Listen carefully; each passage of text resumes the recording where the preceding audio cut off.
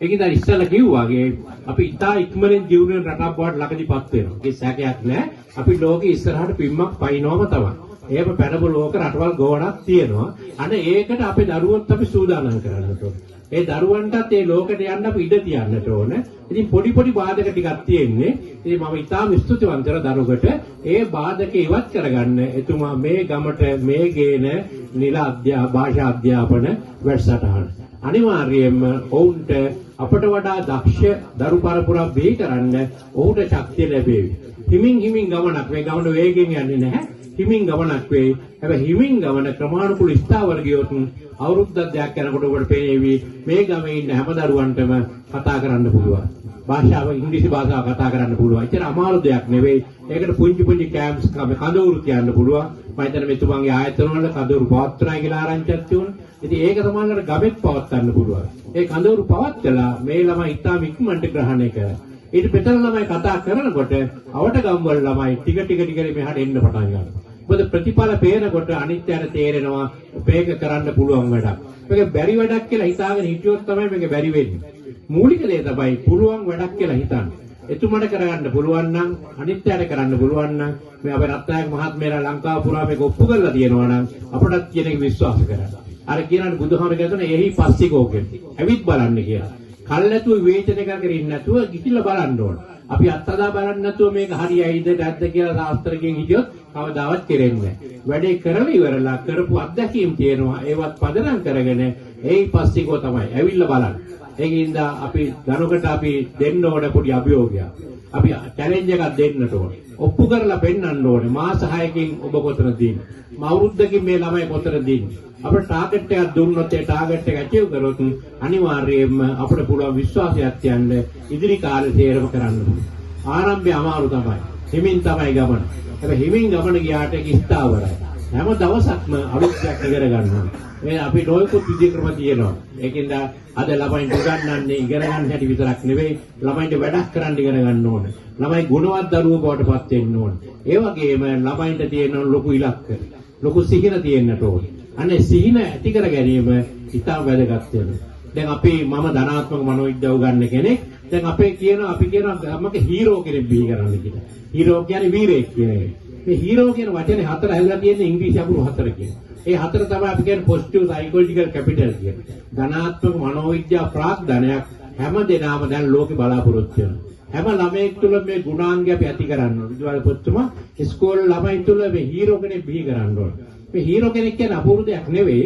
ඒ කියන්නේ මේ දෙමාපියොත් එහෙම වෙන්නට ඕනේ. එච්චකුරෙන් කියන්නේ හෝප්ස් කියන එක බලාපොරොත්තු. මේ බලාපොරොත්තු ජීවිත බලාපොරොත්තු ඇති කරන්න අවුරුදු 5කින් මම කොතනද ඉන්නේ? අවුරුදු 10කින් කොතනද ඉන්නේ? මේ ළමයින්ට පුරුදු කරන්න ඕනේ. තව අවුරුදු මාස 6කින් මම කොතනද ඉන්නේ? භාෂාවේ මොන හැකියාව මට තියෙනවද?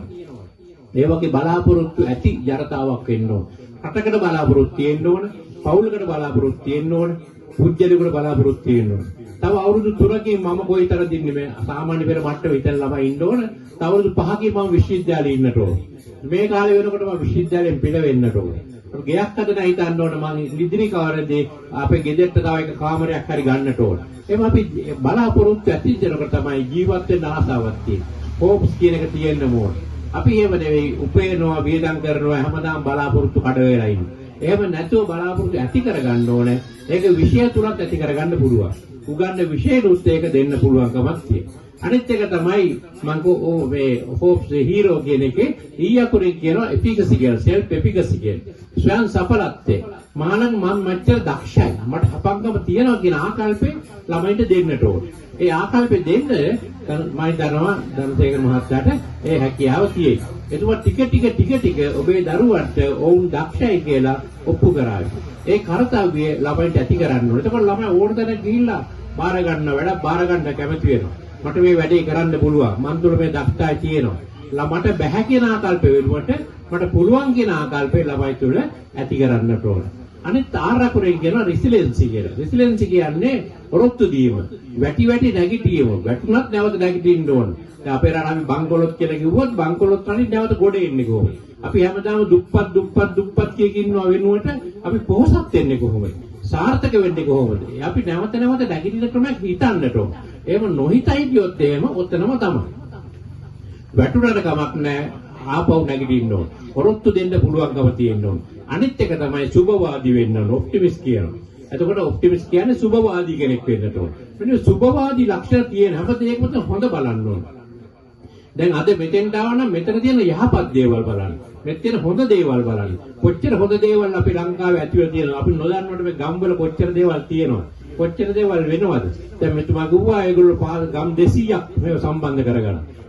ආයතන 200ක් ලංකාවේ ආරම්භ වෙනවා කියන්නේම ලොකු හපංකමක්. අපි කියනවා අර තැනින් මල් පිපිලා එක දවසක් එනකොට මේක මල් යායක් බවටපත් වෙනවා. මල් යායක් බවටපත් වෙන්න කල් ගියාට හැබැයි තැනින් මල් පූදිනවා. ඒ මල් පූදින වේදේලා එක දවසකදී මේගොල්ලෝ සේරම එක තැනකට එනකොට ලංකාව පිපිච්ච මල් වත්තක් බවටපත් වෙනවා. ඒ සඳහා අපිට හිමින් තමයි යන්න වෙන්නේ. ඉතින් විශ්වාසයක් තියාගන්න. ඉතින් අපි අධ්‍යාපන දෙනකොට අපි නිතරම කියන දෙයක් තමයි අනිවාර්යයෙන් මේ ගමන යන්න පුළුවන්කමක් තියෙනවා. මේ සඳහා අපි භාෂාව අත්‍යවශ්‍යයි. මොන භාෂාව හරි අත්‍යවශ්‍යයි. ඉතින් අපි ලංකාවට වඩාත් උහුරු ඉංග්‍රීසි භාෂාව. ඉංග්‍රීසි භාෂාවෙන් තමයි ලෝකේ මුගක් නිල භාෂාවක්. ඒකේ අන්තර්ජාතික භාෂාවක්. ඒ අන්තර්භාෂික භාෂාවේ අපිට ඕනම තැනකට ළමයින්ට යන්න පුළුවන්කම තියෙන්නට ඕන. දැන් මගේ ළමයි වුණත් ලංකාවේ ඉගෙන ගත්තා. ඇත්තටම සිංහල මාධ්‍යයට ඉගෙන ගත්තේ. කොහොම නමුත් ඒගොල්ලන්ට උසස් පෙළදී අන්තර් විශ්වවිද්‍යාලයට ගියාම ඉංග්‍රීසි මාධ්‍යයට මාරු වෙන්න සිද්ධ වුණා. ඒකට ඒගොල්ලන්ට ඊට පස්සේ පිටරට ගිහිල්ලා ඉංග්‍රීසි මාධ්‍යෙන් ඉගෙන ගන්න සිද්ධ වුණා. ඒ සිංහලෙන් ඉගෙන ගන්න බෑනේ ඕස්ට්‍රේලියාවට ගිහිල්ලා. සිංහලෙන් ඉගෙන ගන්න එංගලන්තෙට ගිහිල්ලා. මං කිව්වා අපි ළමයි අන්තර්ජාතික ළමයි කියලා. දැන් මේ ළමයි මෙහෙම හිටියට ඔයගොල්ලෝ අවුරුදු 10කින් 15කින් මෙහෙ ඉන්නේ නැහැ. සැකයක් නැතුවම ඔයගොල්ලෝ ලෝකෙට යනවා. ඒ ලෝකෙට යනකොට අද ඉස්සර වගේ නෙවෙයි ලෝකේ යන එක ස්වාභාවික තත්ත්වයක්පත් කරනවා. එතකොට අපි ධම්මේදලම සූදානම් කරලා තිබුණොත් අඩු ගානේ විශ්වාසෙ කොට කරලා තිබුණොත් අර හෝප්ස් ඇති කරලා තිබුණොත් මේ ළමයින්ට බලාපොරොත්තු තියන්නේ අනිවාර්යයෙන්ම විශ්වවිද්‍යාලය යනවා අනිවාර්යයෙන්ම පිටරට යනවා අනිවාර්යයෙන්ම අලුතෙන් උපාධියක් කරනවා ඉංග්‍රීසි මාධ්‍යයෙන් උපාධියක් කරනවා ඉංග්‍රීසි මාධ්‍යයට මාරු වෙනවා මේ හැකියාව බලාපොරොත්තු තිබුණොත් ඉතිරි ටික කරගන්න පුළුවන් මේක නම් අපේ පුතේ මගක් නැතේ කිය හිටියොත් නම් මගක් නෑ තව අපිට හරියන්නේ නැහැ කියලා කිව්වොත් හරියන්නේ නැහැ සිංහල භාෂාවේ තියෙන හරි වචන හැම වෙලේම ඍණාත්මක වචන තමයි කියන්නේ මම නිතරම කියන්නේ නැත්තම් මම දන්නේ මේ පැත්තේ ත්‍රිවිල් ගන්න කොළඹ ත්‍රිවිල් ගන්නම් මම දන්නේ කොළඹ ත්‍රිවිල් පිටිපස්සේ ගහලා තියෙන්නේ මොනවද කොච්චර කරත් එච්චර තමයි හැමදාම මහපාරේ පැතිවේ රන්නින් වණක් ඉන්නේ පැල්පතේ එහෙනම් ඕක තමයි ගහන්නේ ඉතින් හැමදාම ඉන්නේ හරියන්නේ නැහැ සමහරු ගහන මරුවා සමග වාසය කියලා ගහගෙන ඉන්නවා ඉතින් ඒ කියන්නේ මිනිස්සු මැරෙන්නම හිතන් ඉන්නේ કોઈ ත්‍රිවිල් යනයි ඉතින් එතකොට මම දවසක් නවත්තලත් ඇහුවා මේක ගහගෙන වැඩි කල් යන්නේ නැහැ නෑ සර් ඉතින් මට පේන්නේ නැහැ මිනිස්සුන්ට පේන්නේ කියලා. ඉතින් අපිට පේන්නේ පිටිපස්සේ වාහනේ ලෝ යන්නේ අපි කරවා කියෝක යනවා කොච්චර කරත් එච්චර තමයි. ඉතින් එහෙම හරියන්නේ නැහැ රටකට. රටකට නිතරම කියන්න ඕනේ නෑ අපිට පුළුවන්. අපි අනිවාර්යෙන් ජයග්‍රහණය කරනවා. දින 9 ආකල්ප ඇති කරගන්න ඉතින් ටික පුළුවන්කම තියෙනවා. ඔබට බැරි වුණත් කමන්නේ ළමයින්ට ඇති කරගන්න. ඒක ගෙදර ඉඳන් කතා කරන්නේම හරියයි දන්නේ නැහැ පුතේ තේරුමක් තියෙයි දන්නේ. ඒව හිතන්නේ නැන්නේ තේරුමක් තියෙයි. එකපාරට ප්‍රතිඵල එන්නේ නැහැ. ප්‍රතිඵල එන්නේ කල් යනවා. අද පැලයක් අද හිටෙව්වයි කියලා හිට වෙනකොට මල් හට ගන්නෑ අනිත් වෙනකොට ගෙඩි හට ගන්නෑ මල් හට ගන්න ගෙඩි හට ගන්න කල් යනවා ඒකින්ද මේ පැලයක් හිටවල වතුර දාලා පෝර දාලා රැක බලා ගන්න ඉතිරි ටික ගහ විසින් කරගනිමු ගහ මල් පිපෙවි ගහේ ගෙඩි ඒවි ඒක මූලික දෙයක් තියෙනවා අර ජපන් කවියක් තියෙනවා පොඩ්ඩක් මම මතක් කරන්නම් ඒක කියන ලස්සන කවියක් ඒක තියෙනවා මේ අපි ගුරුවරුන්ට කියන දෙයක් තමයි මලිති ගුරුල්ලා ගී ගන්නේ නැත්තම් මම කුමක් කරන්නේම්ද? ඌ මරා දැමිය හැකිය. එහෙත් ඉන් කුමන බලක්ද? වසන්තේ පිපි හඳ පිපි එන විට ඌ ගී ගයනු ඇත කිය. ඒ කියන්නේ මලිති ගුරුල්ලා කියන්නේ රතෙක්නේ. එයා ගී ගයන්නේ නැත්තම් මොකද කරන්නේ? ඕන මරා දාන්න පුළුවන්. හැබැයි ඉන් ඵලයේ ඇති කුමක්ද? වසන්තේ එනකොට හඳ පිපිලා එනකොට මලිති ගුරුල්ලා ගීත ගයනවා. ඒකෙන් ළමයින්ට නියම පරිසරේ ආපුවාම ළමයි විකසිත වෙන්න පටන් ගන්නවා. එතකන් අපි කොච්චර බැන්නත් ගැහුවත් හරියන්නේ නැහැ. හැබැයි අර බල් පිපිලා එනකොට හඳ පිපිලා එන විට වසන්තේ එන විට මලිති ගුරුල්ලා ගීත ගායනා කරනවා. අපේ ළමයිත් එහෙම තමයි. උචිත පරිසරයේ ලැබිච්ච ගමන්ම මේ ළමයි මතුවෙලා එනවා. ඉතින් ඒකින් ධම්සේකර මහත්මයා උචිත පරිසරයක් දැන් හදාගෙන යනවා. මේ චූලන රත්නායක මහත්මයාලා උචිත පරිසරයක් හදලා තියෙනවා. මෙන්න මේ උචිත පරිසරය තුළ අපේ ළමයි ගී ගයනවා ඇති කවදා හරි. ඒ ගී ගයන්න අවශ්‍ය පරිසරය මේතුමාලා සකස් කරලා තියෙනවා. ඒක නිසා දෙමාපියෝ අදිස්ථාන කරගන්න ඕන දෙයක් තමයි අපි කොහොම හරි අපේ දරුවන්ට මේ ඉලක්කයට යන්න අද ඉඳලා අදිෂ්ඨාන කරගන්න. ඒකින්ද සැක කරන්න එපා. මූලික දේ තමයි ඇවිත් බලන්න, කරලා බලන්න. කරලා බලන්න නැතුව මුලින් සැක කරලා ගියොත් අත්හරින්න පුළුවන්. හිමින් වෙන්න පුළුවන් පටන් ගන්නනේ. සමහරවිට හිතෙන්න පුළුවන් ඕක ඉගෙන හොම ඉගෙනට පුළුවන්ද කියලා. නැහැ. අපි පටන් ගන්නේ පළවෙනි පඩියෙන්. පළවෙනි පඩිය තිබ්බම දෙවෙනි පඩිය. දෙවෙනි පඩිය දිව තුන්වෙනි පඩිය. මෙහෙම පඩියෙන් පඩිය ගිහිල්ලා තමයි උඩම කන්ද මුදුට යන්න පුළුවන් වෙන්නේ. ඉතින් පය එකපාරට පිමි පැනලා යන්න බෑ. ඕනම දෙයක් ඉගෙන ගන්නකොට පිමි පැනලා යන්න බෑ. පියවරෙන් පියවර යන්න.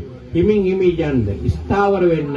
එතකොට ශක්තිමත් කෙනෙක් වෙන්න පුළුවන්. ඉතින් හැම වෙලේම කියන්නේ පොහසත් වෙන්න අපි කියන්නේ පඩි පෙරේ නගින්නේ. ලිෆ්ට් එකේ නගින්න එපයි කියන්නේ. දැන් සමහරව ලිෆ්ට් එකේ නගින්න ගිහලා කොන්දම කඩා ගන්න.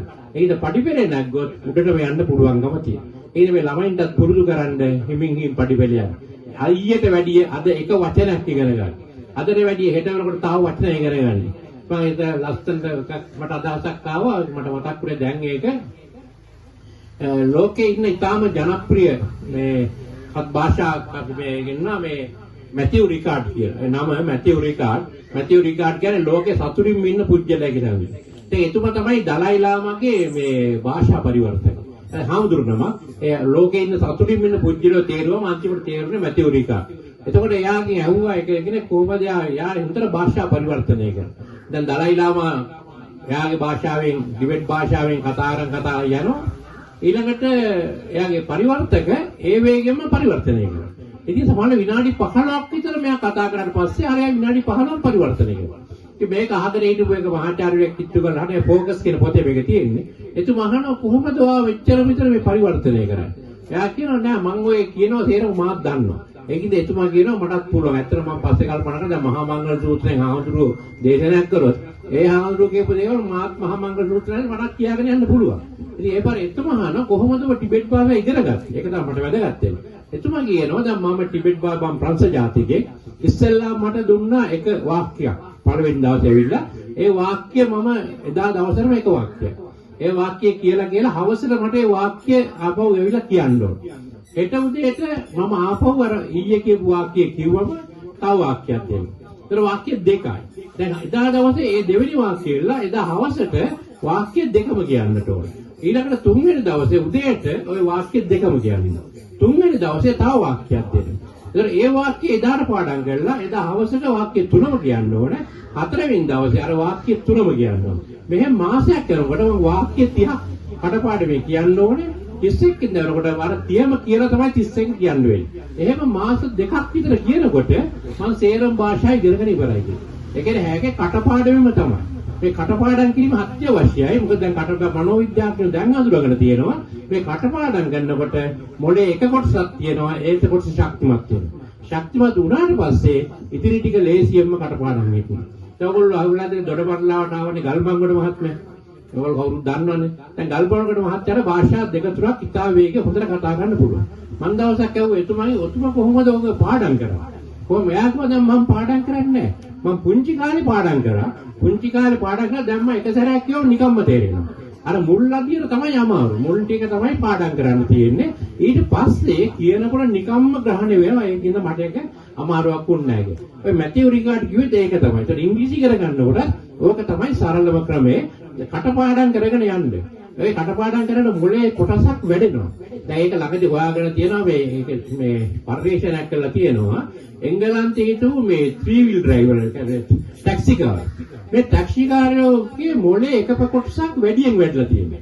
ඒ මොකද ටැක්සි කාරෙන්ට එංගලන්තේ මෙහෙ වගේ නෙවෙයි. ඊටාම කෙටි දුරකින් නම මාරු වෙනවා පාරේ. ටික දුරක් ගියාම අලුත් නමක්. අපේ එහෙමනම් අපි බේස් ලයින් කිව්වොත් දිගටම බේස් ලයින්. එහෙම නෙවෙයි ඒක ඒ වෙනකොට නම් 20ක් විතර මාරු වෙනවා. අතුරු පාරවල හැමතැනම තියෙන අඩි 50 100ක් කර අලුත් නමක් එනවා. මේවා සේරම මතක තියාගන්න එපා ටැක්සි ඩ්‍රයිවර්නේ. ඒ ටැක්සි වල මතක තියාගෙන ඉඳලා අන්තිම වෙනකොට ඒගොල්ලන්ට ඕන එකක් කියනකොට ටක් ගාලා ෆොටෝ එකකින් කියන්න පුළුවන් මෙතන තියෙන එක. බැලුවම මොලේ ඒ කොටස ඒගොල්ලන්ගේ හුඟක් වැඩිලා. ඒක දැන් යම් කිසි දෙයක් පාඩම් කරනවා දැන් ඒකින්ද පාඩම් කිරීම වැදගත්කම ගැන දැන් පරිශන කරලා තියෙනවා. ඒකද ඔබේ ළමයින්ටත් මෙතුමා දුන්නොත් පාඩම් කරන්න කියලා පාඩම් කරන්න. ටික කාලයක් පාඩම් කරන්න වෙයි, කටපාඩම් කරන්න වෙයි. ටිකක් කාලෙ ගියාට පස්සේ ඉතිරි ටික ඉබේම පහසු වෙනවා. ඒකින්ද ඒවයි ක්‍රමශීල්ප තියෙනවා. ඒක හරියයිද මෙහෙම කරලා පුළුවන් තර්ක විතර්ක කර කරින් නැතුව ඒ වැඩේ බාර දෙන්න. එතුමා කරන්නේ එතුමත් ඉගෙන ගනිමින් ඉගෙන ගන්න. මේක හරි වැදගත් දෙයක්. ඉගෙන ගනිමින් ඉගෙන ගන්නවා කියන්නේ දෙන්නම එකට වැඩෙනවා. ඉගෙන ගන්න පුජ්‍යලයා තව කෙනෙකුට ගන්නකොට එතුමාගේ දක්ෂතාවයක් වැඩි වෙනවා. ඒ ළමයාගේ දක්ෂතාවයක් වැඩි වෙනවා. සාමාන්‍ය දන්නා ගුරුවරයෙකුට ටිකක් අමාරු හුඟක් ඉදා හිතන්නේ ගුරුවරුන්ට හරි ලේසි වැඩක් තියෙන කියලා. උගන්වන්න ගියම තමයි තේරෙන්නේ කොච්චර අමාරුද කියලා. ඉගෙන ගන්න එක අහගෙන ඉන්න එක ලේසි, උගන්වන්න හරි අමාරු. ඒ උගන්වන්න අමාරු නම් ඒ උගන්වන එක්කෙනත් නැවත වැඩෙන්න ඕන. එතුමා හැමදාම වැඩමින් ඔබට උගන්වනවා. එතකොට එතුමත් දියුණු වෙනවා, ළමයිත් දියුණු වෙනවා. මාස 7ක් 8ක් අවුරුද්දක් කරනකොට අපිට අපූර්ව ගුරුවරයෙක් සහ අපූර්ව ගෝලෝ ටිකක් දකින්න පුළුවන් වෙයි.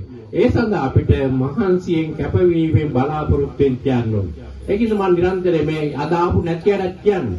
මෙහෙම තැනක් තියෙනවා. එතෙන් එන්න, ඇවිල්ලා බලන්න. ඒ කොහේ ඉඳන් තර්ක කරගෙන මොකද මේ ළමයි අතහරින්න බෑ. මේ ඊළඟ પરම්පරාව අනිවාර්යයෙන්ම අපට වඩා දක්ෂයි, අපට වඩා දියුණු වෙන කණ්ඩායමක්. දැන් අධ්‍යාපනයේ අපි කියන්නේ දැක් තමයි ළමයින්ට උගන්වනකොට සඳගාමීන්ට උගන්වන්න කියන්නේ. ඒ සඳගාමීන්ට උගන්වන්න කියන්නේ දැන් හන්දට ගිහිල්ලා ගොඩ බැස්සට පස්සේ ප්‍රශ්නයක් ආවොත් අපිට මෙහි ඉඳලා උත්තර කියන්න බෑනේ. උත්තරේ එයාම හොයාගන්න ඕන. උත්තරේ එයාම හොයාගන්නම් උත්තරේ හොයාගන්න නැති එයා මෙහෙ දරගෙන එන්න. ඒකද ළමයින්ට පුංචි කාලේ පුංචි ගැටලු විසඳ ගන්න යාට අවස්ථාව දෙන්න ඕන. ඒ පොඩි දේවල් තර්ක කරන්න යාට අවස්ථාව දෙන්නට ඕන. ඉතින් අපි උගන්වනකොට භාෂාව උගන්වන විතරක් නෙවෙයි. ඒ භාෂාව මගින් වෙනත් කුසලතා ගොඩකුත් ඉගෙන ගන්නවා. තර්ක කරන්න ඉගෙන ගන්නවා, ගැටලු විසඳන්න ඉගෙන ගන්නවා, අභියෝග වාර ගන්න ඉගෙන ගන්නවා. ඒවත් මේ භාෂාව තුළ ඉගෙන ගැනීම තියෙනවා. ඒකින්ද අනාගතයේ මේ දරුවන්ට අපි උගන්වන්න ඕනේ තනියම ප්‍රශ්නෙට මුහුණ දෙන්න. තනියම ප්‍රශ්න විසඳ ගන්න. අපි හැමදාම නැහැ ළමයි පිටිපස්සේ. අපි පිටට ඉන්න ඕනෙත් නැහැ. ඒක දරුවන්ට ශක්තිය දෙන්න ඕනේ. අපට වඩා දරුවෝ දක්ෂයි. ඒක පිළිගන්නට ඕන. දැන් මාත් මගේ දරුවයි මමයි අද ඉන්ටර්විව් එකට ගියොත් එහෙම මට මගේ ඉල්ලුම් පත්‍රය සලකා බලන්න. මගේ දරුවෝ ඊට උගාක් ඉස්සරහට සහතික අරන් තියෙනවා. ඒගොල්ලන්ගේ ඉල්ලුම් පත්‍රය සලකා බලන්න. ඒකදී අනාගතයේ ඔබේ ළමයින්ටත් ඒ තත්ත්වය අපි ගේන්නට ඕන. ඒ ළමයින් කවදා හරි බබලන චරිත වෙන්නට ඕන. මෙතන ආපු හැම ළමයෙකුට මම ආරාධනා කරන පුජ්‍යලිකෝම එන්න ඇවිල්ලා ඔබ මෙතනින් ඉගෙන ගන්න. කවදා හරි බලාපොරොත්තුවක් තියාගන්න, සිහින තියාගන්න. මම එක කතාවක් කියලා මම ඉවර කරන්නම් සිහින ගැන. මම අංකනම මාතලේ ක්‍රයිස්ට් කොලෙජ් ඉගෙන ගත්තේ. මම 6 පන්තියට ගියේ මම අඩු වයසින් ඉගෙන ගත්තු කෙනෙක්. මොකද අපේ තාත්තා ප්‍රින්සිපල් කෙනෙක්. ඒ දවස්වල අපිට ඩබල් ප්‍රොමෝෂන් තියෙනවා. දැන් වගේ නෙවෙයි. 1න් 3ට 3න් 5ට 5න් 6ට. එහෙමයි මම ගියේ. මම අවුරුදු 9 වෙනකොට 6 පන්තියේ. ඉතින් 6 පන්තියේ ඉඳලා මම අවුරුදු 12 මානකොට මම ඕඩෙවුලුත් කරලා ඉවරයි. ඒ දැන් එහෙම ඩබල් ප්‍රොමෝෂන් දෙන්නේ නැහැ. ඉස්සර දුන්නා ඒක. හැබැයි ඒක තමයි හොඳම ක්‍රමය පිළිගන්නේ. මොකද දක්ෂ නම් ඉන්න ඕනේ නැහැ ළමයා. එතකොට දැන් මේ මම 6 පන්තියට ගියාම අපේ පේරදෙණි විශ්වවිද්‍යාලයේ කතිකාචාර්ය මහත්මයෙක් ඇවිල්ලා දේශයක් කළා. ඒ දේශේ හරි ලස්සන දේශයක්. මම ඉතින් හරි ආසයි දුනා. එතුමා දේශේ ඉවරලා කිව්වා මේ මමයි මේ වේදිකාවේ ඉන්න සියලුම දෙනයි තව අවුරුදු ගානකින් වේදිකාවෙන් බැහැලා යනවා. අපි තේරුම් ගන්න වයසයි දැන් වයසට වේදිකාවෙන් බැහැලා. එතකොට මේ වේදිකාව හිස්සෙනවා. එතකොට මේ ළමයි හිතා ගන්න ඕනේ ඊළඟට මම ඔතෙන්ට එනවා කියන්නේ. මම 6 පන්තියේ එදා තමයි හිතාගත්තේ මමත් කවදා හරි කතිකාචාර්යවරයෙක් වෙනවා කියන්නේ. ඒ හිතාගත්තු එක තමයි දැන් ඉෂ්ට වෙලා තියෙන්නේ. එදා මම ඒක දරගෙන හිටියේ නෑ. හැබැයි දැන් දන්න මනෝවිද්‍යාව දන්නවා යමක් හරියට හිතේ පැල කරගත්තොත් අනිවාර්යයෙන්ම ඒක ඉෂ්ට වෙනවා. ඒකද අද ළමයින්ට මම යෝජනා කරන දේ තමයි ඔබත් හිතාගන්න අනාගතේ මමත් මෙන්න මේ වගේම ඇවිල්ලා මේ පළාතේ වැදගත්ම චරිතයක් බවට පත් වෙනවා. ඒකද මේ පළාතේ පිළිගත් කීර්ති නාමයක් බවට පත් වෙනවා. එහෙම කරගන්න හැමදෙනාට පුළුවන්කම තියෙනවා. අද අධිෂ්ඨාන කරගන්න හොඳ දවසක්. මේ වගේ දවසක් තමයි හොඳ දවසක්. මතක තියාගන්න හොඳ දවසක් නේ. හුඟක් අමුත්තු ඇවිල්ලා තියෙනවා. හුඟක් උගතුන් ඇවිල්ලා තියෙනවා. ලෝක දක්ෂතා තියෙන ඇවිල්ලා ඉන්නවා. මේ සියලු දේම ඉන්න වෙලාවෙ පිළි හිතාගන්න මේක මතක තියාගන්න මේ දවස අමතක නොවන දවසක් එක්ක. පුංචි ළමයි පුංචි නෑනේ මං කිය එකයි වයස ගැන කිව්වේ. මට අවුරුදු 9 දී හිතන්න පුළුවන් නම් මෙතන තේරෙම ළමයි අවුරුදු 9ට වැඩි. ඒගොල්ලන්ට හිතන්න පුළුවන්කම තියෙන්න ඕනේ. අනිවාර්යයෙන්ම ඔබ හැමදෙනාටම ඒ ඉලක්කයට යන්න පුළුවන්කම තියෙනවා. ඒකින්ද අපේ ගම, ඔබේ ගම අනාගතේ ආදර්ශවත් ගමක් බවට පත් කරගන්න. කවදාරි පත්තරේ නම ලියන ගමක් බවට පත් කරගන්න. කතා කරන ඉංග්‍රීසි කතා කරන ගමක් කියලා අපිට හඳුන්වා දෙන්න පුළුවන්කම තිබුණොත් අවුරුද්දකට පස්සේ